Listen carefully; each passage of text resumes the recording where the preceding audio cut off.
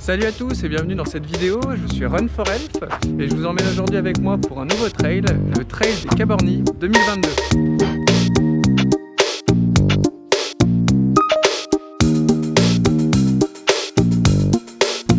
Nous sommes donc aujourd'hui à Chasselet, dans les Monts d'Or, au nord-ouest de Lyon, pour participer à cette édition 2022 du Trail des Cabornis. Alors pour moi, ce sera le grand format de cette course, c'est-à-dire les 40 km et 1800 D+ annoncés. Mais il existe aussi d'autres formats. On a un 22 km avec 1000 D+, qui peut se courir soit en duo, soit en solo, et qui partira d'ailleurs en même temps que nous à 9 h.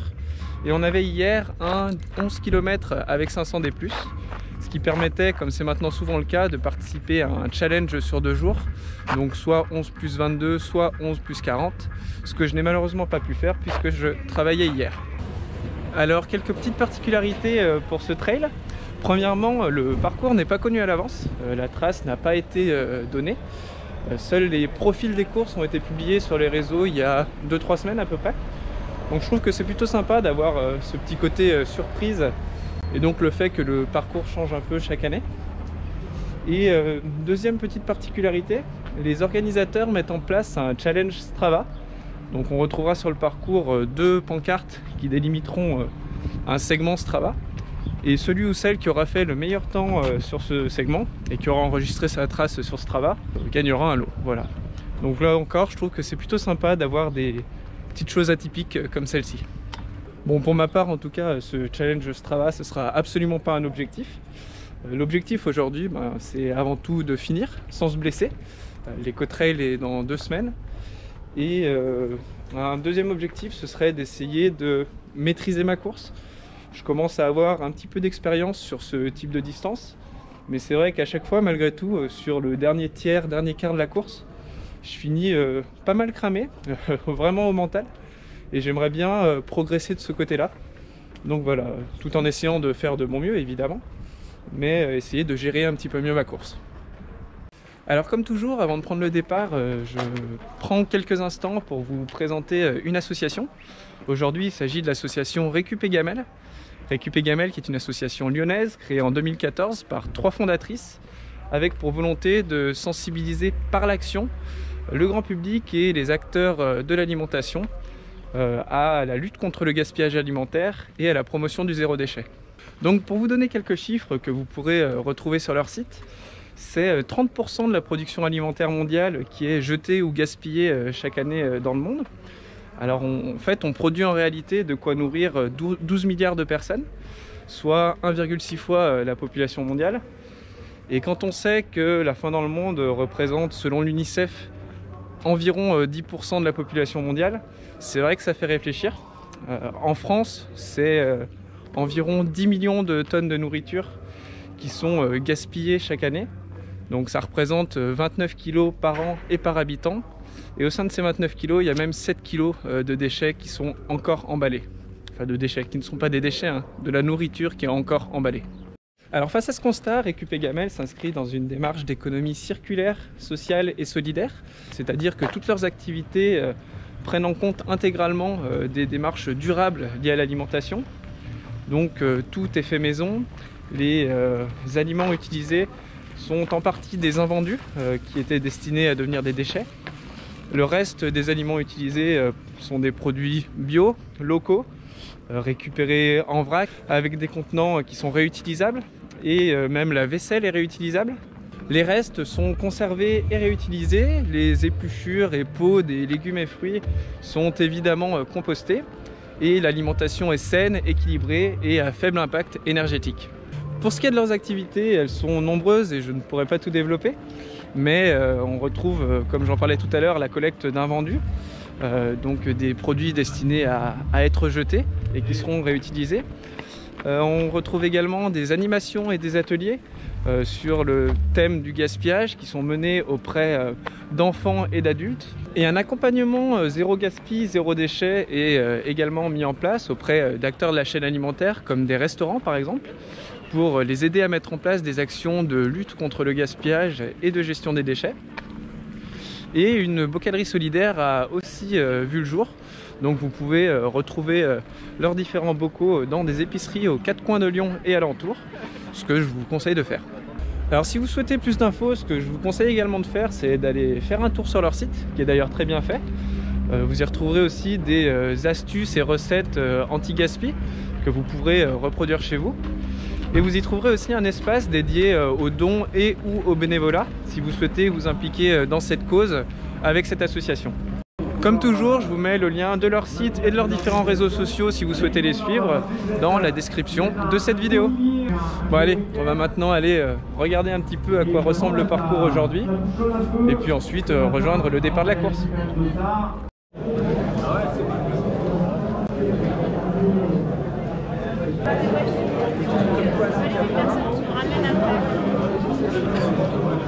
Et voilà.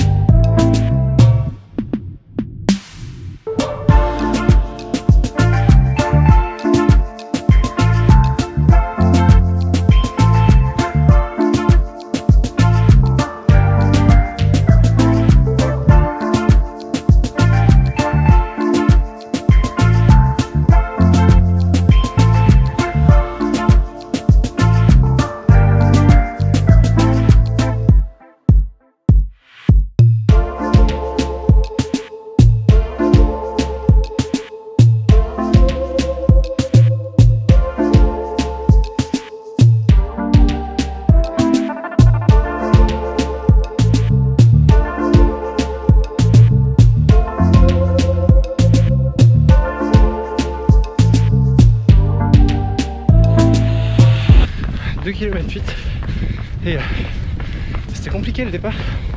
Le peloton commence tout juste à s'étirer. C'était vraiment pénible, on courait les uns sur les autres. Enfin bon, au moins ça m'a obligé à pas courir trop vite. Et ouais, là on a fait 3 km, quasi que de la montée, mais pas trop pentu, donc pour l'instant ça va très bien.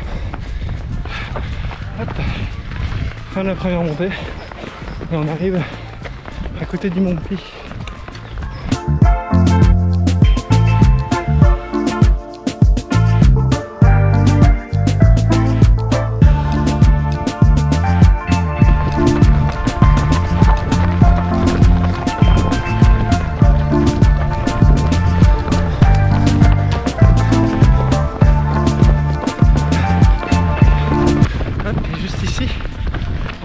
Devant notre première caborne, d'où le nom du trail des Cabarnis. Les cabornes, c'était des petites habitations que les paysans utilisaient pour entreposer leurs outils ou ce genre de choses au 18e siècle, au 19e siècle pardon. Et voilà, il y en a pas mal qui restent encore dans les monts d'Or. C'est une des spécificités de ce lieu là. Alors c'est pas la seule chose hein. Au niveau historique, il y a aussi un aqueduc dans les monts d'Or qui date de l'époque romaine, donc au début de notre ère. Donc voilà, il y a un petit peu d'histoire quand même dans ce massif des monts d'Or.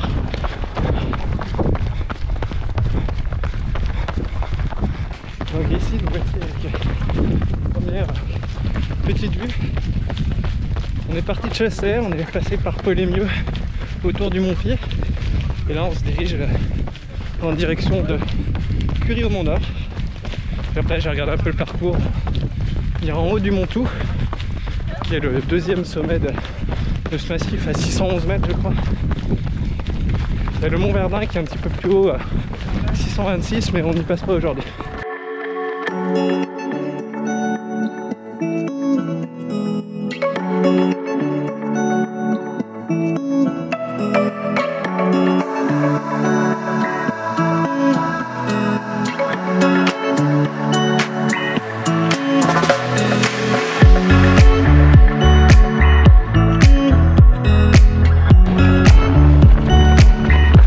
Kilomètre 7 et là on arrive à Curie-au-Mont-d'Or avec son château, puis vous allez voir un portail un peu spécial, un portail qui me donne sur rien.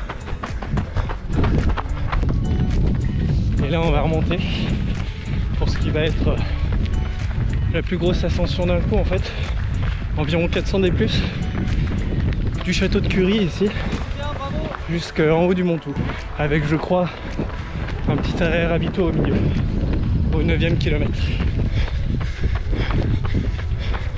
Et donc ici, le château de Curie.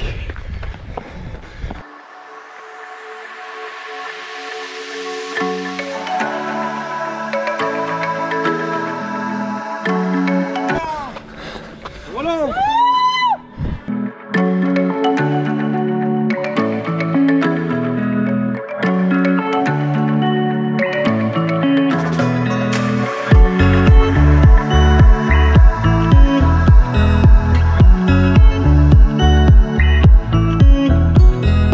Ça va bouchonner.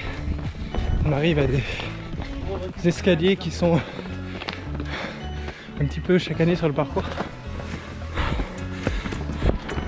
qui grimpent bien.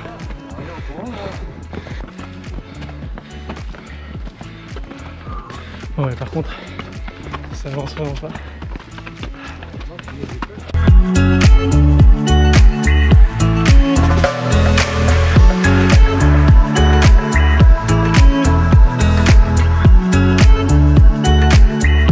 Kilomètre 9 là, on arrive au ravito.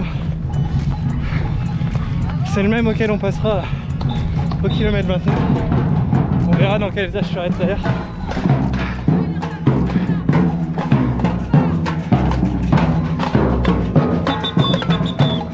Hop, allez, on est reparti. Je me suis arrêté 2-3 minutes pour remplir parce que on n'y repasse pas avant 20 km. Donc là on est en direction du haut du Montou. D'ici 1,5 km, 2 km. Même pas.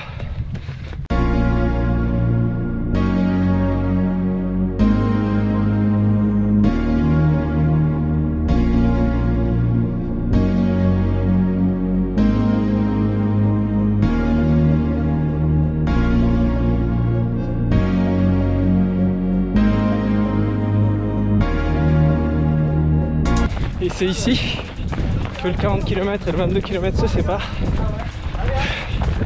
Ça va faire du bien, on va être moins nombreux. Eux ils redescendent. Et nous on va en haut du tout.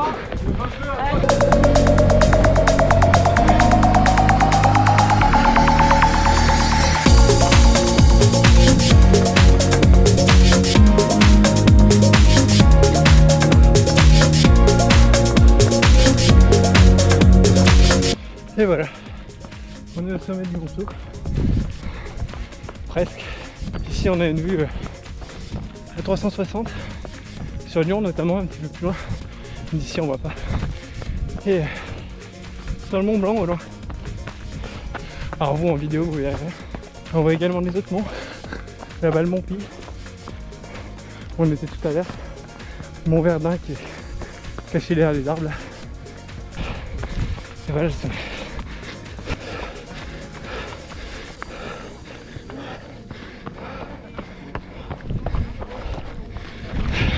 Avec derrière moi un bâtiment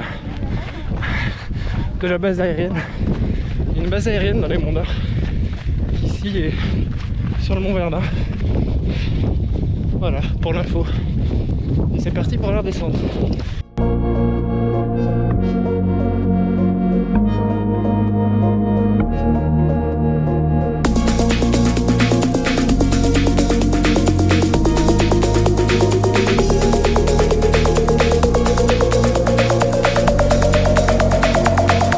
pied des Monts d'Or. C'est un lieu que je connais quand même plutôt très bien parce que je viens souvent m'entraîner ici les week-ends pour les sorties longues. C'est assez pratique, c'est très proche de Lyon. C'est un terrain type trail avec un peu de dénivelé. Donc voilà, je viens souvent. Je sais pas si ce sera un avantage ou pas. Mais ce qui est sûr, c'est que je vais quand même en chier. Même si honnêtement, pour l'instant, je trouve que je gère plutôt bien. Je suis très très bien. Kilomètre trail. Pour la petite histoire, en fait, ce trail, j'ai déjà fait il y a tout pile 2 ans maintenant, en mars 2020. C'est en fait le tout premier trail que j'ai fait. J'avais déjà couru un marathon avant, mais c'est ici que j'ai découvert les joies du dénivelé et de la boue, parce que l'édition 2020 était vraiment très boueuse. Je me souviens de mecs qui avaient mis le pied entièrement dans la boue, qui avaient laissé leurs chaussures, qui avaient dû la récupérer à la main. Enfin bref, les gens gardent un super souvenir. On verra ce que ça donne aujourd'hui. Et là on va passer devant des cabarnes encore, dont je vous parlais tout à l'heure.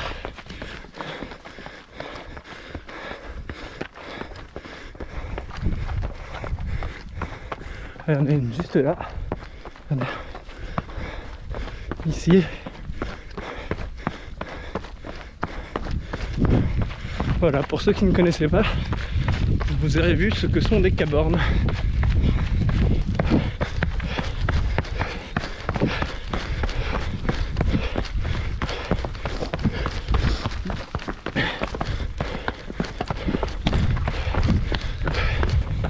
Et ici, on arrive sur le sentier des Rapaces, juste à côté du Mont Cindre, enfin du sommet du Mont Cindre, parce que je pense que le sentier des Rapaces appartient au Mont Cindre.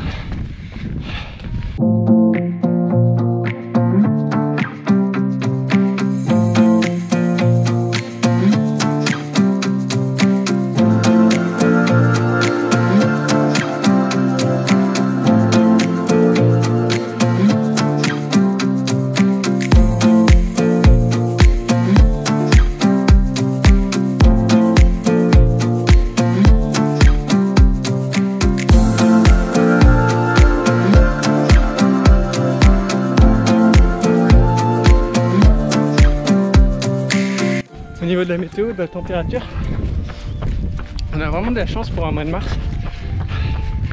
Il faisait 1 ou 2 degrés au départ. Là je pense qu'il doit faire 3 à 4. Mais avec le soleil, on a même chaud en fait, avec seulement 2 épaisseurs là. Donc là c'est vraiment agréable. Il n'y a pas un seul nuage. Ça fait du bien. Là ça va grimper. Ouais.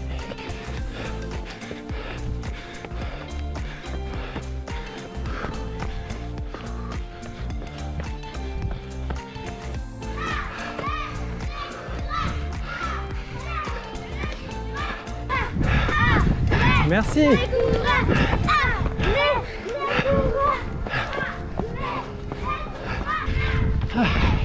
On va grimper bien celle-ci.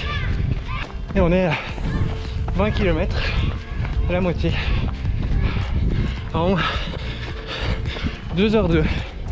Donc toujours à peu près 6 au kilo. Si je garde l'allure, je devrais finir pas loin des 4 heures en fait.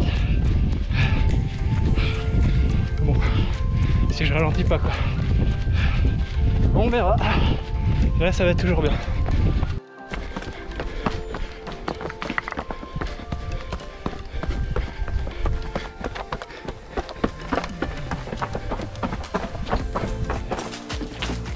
Ça m'allait bien. Non, t'inquiète.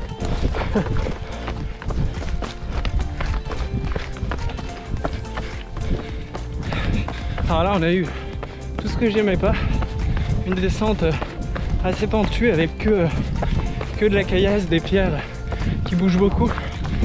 Et sur ce type de terrain, moi j'ai vraiment les chevilles qui partent dans tous les sens. J'ai vu que chaque fois que je me suis blessé c'était aux chevilles. Je suis vraiment pas confiant. Je suis vraiment pas bon dans ce genre de partie les descentes techniques quoi.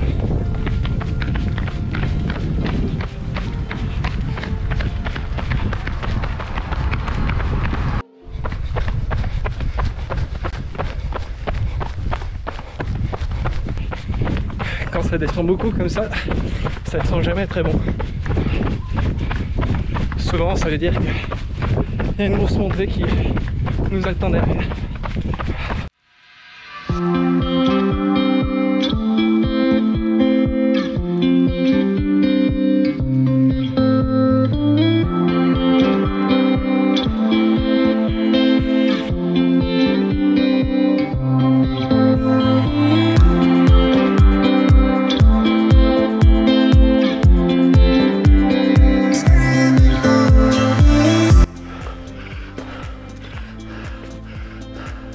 Ah, c'est une belle montée là.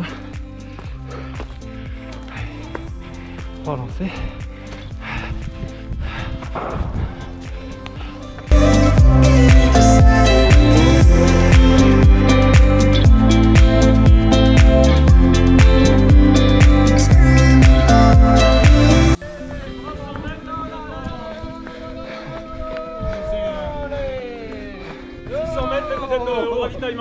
Super, merci. Allez, bravo. Et on est de retour au ravito. Kilomètre 28.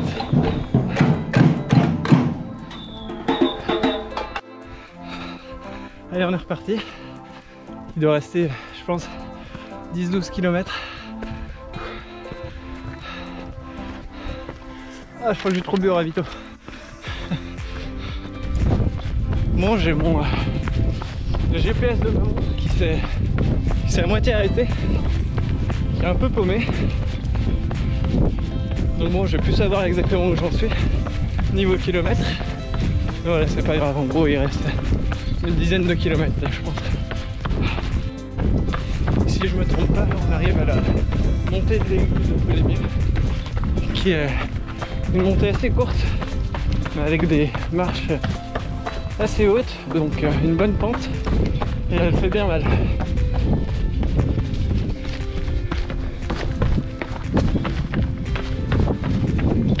Ben, je retire ce que j'ai dit.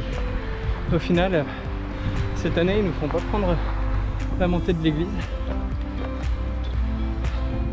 Bon, ça n'empêche pas qu'on monte quand même, juste par un autre endroit.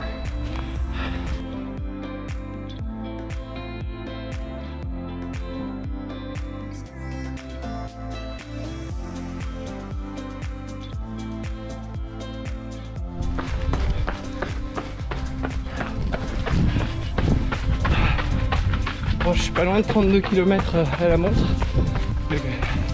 Bon, comme le GPS s'est arrêté pendant un moment, je sais pas exactement. Je pense qu'il y a peut-être 1 km de plus.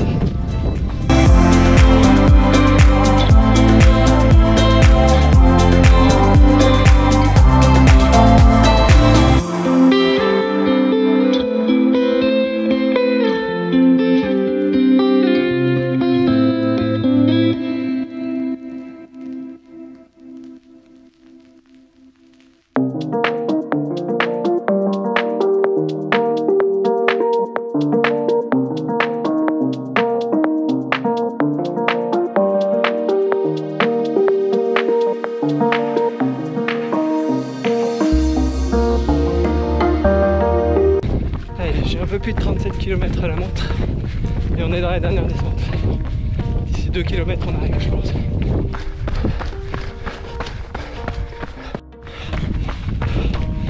Ah, je croyais qu'on était quasi arrivés, ces enfoirés. Ah, désolé, mais ils nous ont remis une dernière petite montée au dernier moment. J'y attendais pas, ça fait mal.